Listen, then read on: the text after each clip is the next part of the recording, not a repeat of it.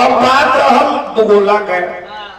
चैता चैती वहां के तो सुना दिल बने एगो कौम के गीत सुनौले बने ई का गम के सुनाई एगो चुटकिला हमरा के कहले बड़े जे ई कदम हम इस दुनिया में सब है हमने के सुतर रहने जा ई सपना देखत रहले कि हमने के दरिया हेला तनी जा नाई में छेदा हो गइल बा अतना हमरा गंदा लागल है बात अतना ये हमरा गंदा बात लागल है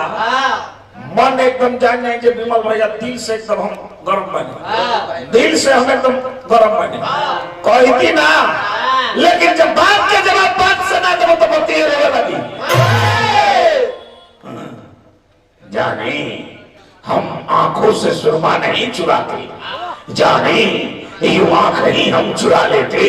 कि सुरमा लगाने की कभी नौबत ही नहीं आए बोलाओ कहाँ कोई बोलो एनिया तने बोलाओ एगो तो चियार नचनिया लेके आई बड़े आई जरा खाली चूची हिलावती है ए महाराज इतना गंदा गंदा बे तीन हरी आई है जा इतना जोर से है जा कूदले बिया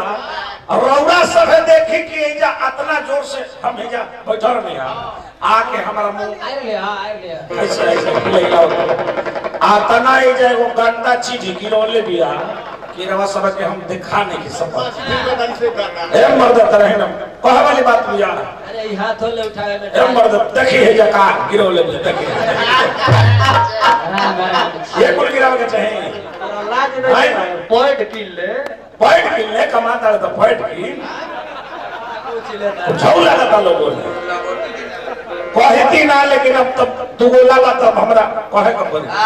हां अब बताई सपना में ही का तो हमारा गाड़ी में अंगुली ढुका गंडू के बात सुनी अब अच्छा भैया इनकर तो घर गोपालगंज हमार घर बगसर तो हम तो सुतर रहने अपना गांव में हमार गांव भटवलिया तो हम सुतर रहने तो इहो सुतर हले ओई जे इहो सुतर हले ओई जे और तो सपना देखले जे भादो का महीना बा नाई को बाड़े नाई में छेदा हो गई बा आ जब हमार उंगली टूट गई तब अब फिर अभी सपना में डूब गई क्या है दादा नाई बतबानी आंधी पानी चारों ओर से चल देले बा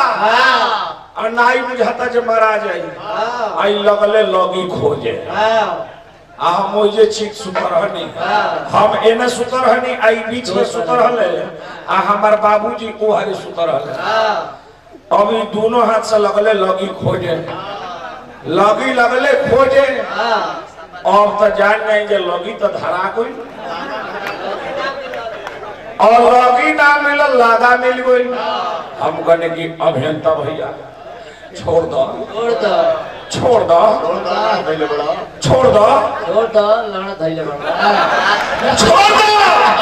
पहले जे ना छोड़ नाई मरा जाई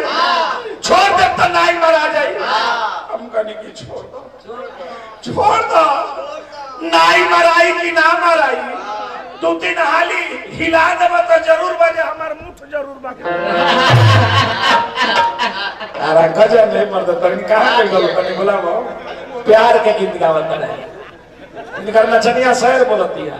कहता है जे अपना का दोनों चनियावा से बुलवावा ई प्योर देसिला चीज है बढ़िया कर मिलेगा ए मर्द त नहीं न कर नाम नचनिया हो आ प्योर एकर काम है नाचल आ ओकर काम डांचिया जे बढ़िया कलाकार होला अब बताई हम खात रहनी है तो कहत रहे जे दुगो टमाटर ले लो एगो खीरा ले लो पहले एकरा के काटो हां तहार खीर बोले तहार टमाटर बोले आ कहत रहे कि कदो 6 महीना समय खे खोटाई कहत रहे जे धनिया का पत्ता ले लो तहार धनिया का पत्तो ले को जब अपना पोखरवा के पिड़िया पोखे तारा जब पछिला पोखरवा बा ओपर के पुदीनावा के लिए भाड़ा पर दिया एगो कम के गीत के फरमाइश कर दिल बड़े गोलू बाबू तब बबुआ हम एगो कम के गीत सुनाई